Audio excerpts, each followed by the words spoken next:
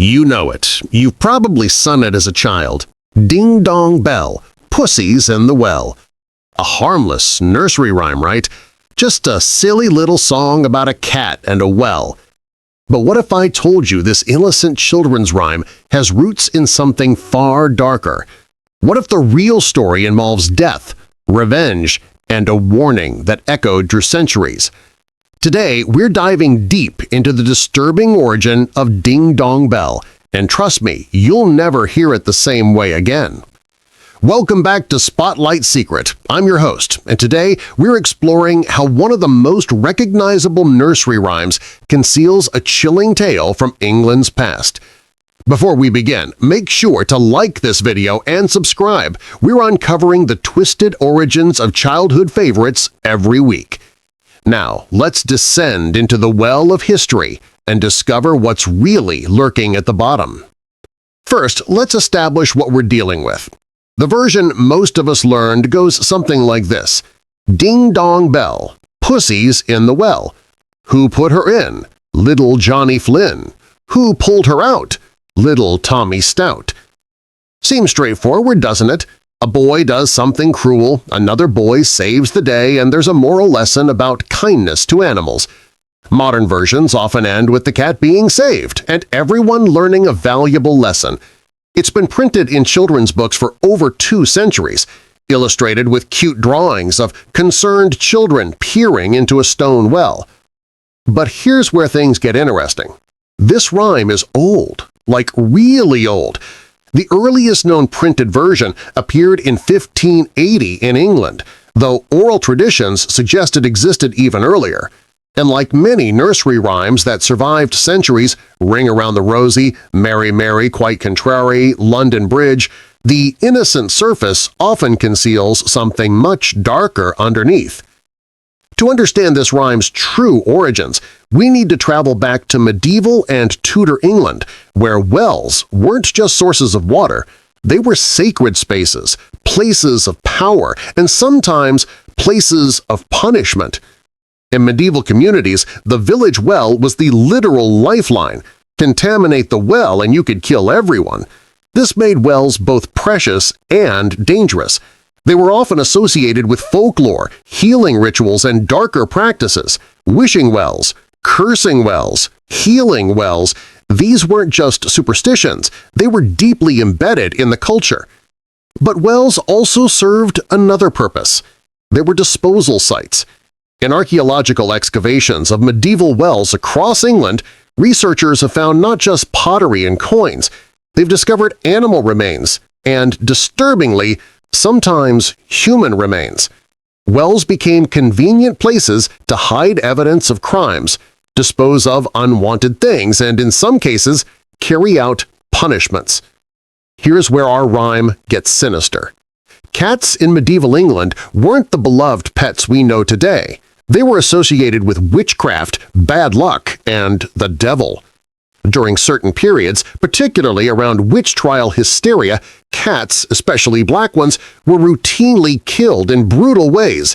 They were burned, drowned, and yes, thrown down wells.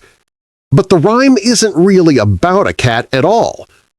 Scholars of folklore have long debated the true meaning behind Ding Dong Bell, and several dark theories have emerged. Some historians believe the rhyme is actually about infanticide, with pussy being a cruel nickname for an unwanted child, particularly a girl. In times of extreme poverty, famine, or shame, unwanted infants were sometimes disposed in wells. The ding-dong of the bell might represent church bells ringing for the dead, or the hollow sound of something hitting water far below. Parish records from the 16th and 17th centuries occasionally note deaths of children found in wells, though determining if these were accidents or deliberate acts remains impossible. The rhyme could have served as a dark warning or a coded way to speak about an unspeakable act. Another interpretation suggests the rhyme relates to witch trials and persecution. Pussy could refer to a woman accused of witchcraft, cats being their supposed familiars, with the well representing a trial by water, a common test where accused witches were submerged to determine guilt. The ding-dong bell would be the church bell marking another execution.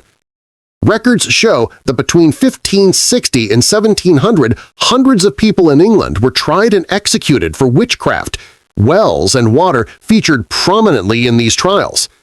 Some scholars argue the rhyme carries political meaning, possibly referring to specific historical figures who fell from power, thrown down the well of public disgrace or imprisoned.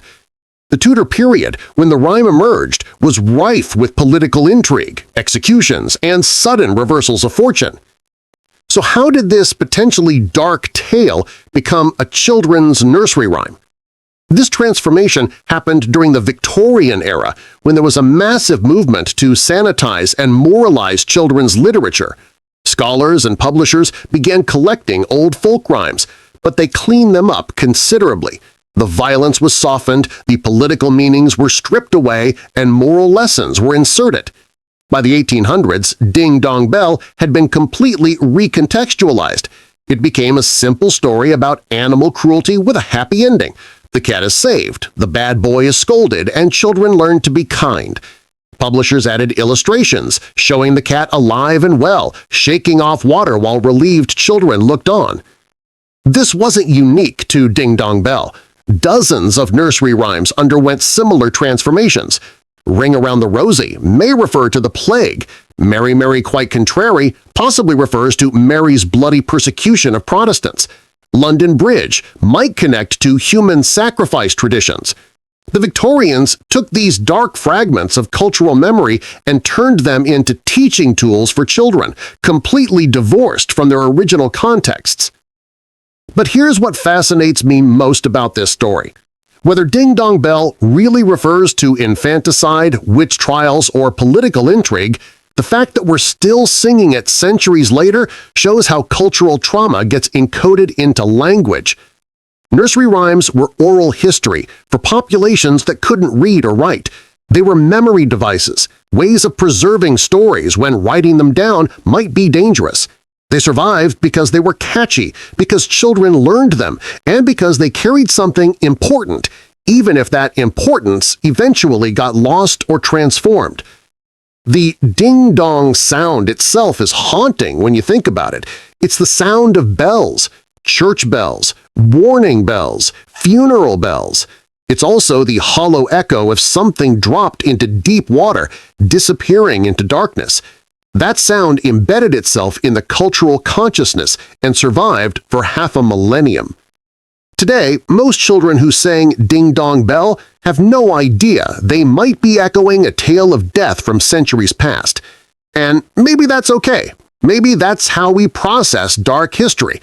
We transform it, soften it, until the original trauma becomes a teaching moment about kindness. But knowing the possible truth changes how we hear it, doesn't it? So, the next time you hear those innocent words, Ding Dong Bell, pussies in the well, remember that you might be hearing an echo from England's darkest periods, when wells held secrets, cats were omens, and nursery rhymes preserved memories too dangerous to speak out loud. What do you think? Is Ding Dong Bell an innocent children's rhyme that got dark theories attached to it, or is it genuinely a cultural artifact of something sinister? Let me know in the comments below. If you enjoyed this deep dive into dark history, make sure to subscribe and hit that notification bell, because there are so many more nursery rhymes with twisted origins waiting to be explored. Thanks for watching, and I'll see you in the next one. Stay curious, stay skeptical, and remember, sometimes the darkest stories hide in the most innocent places.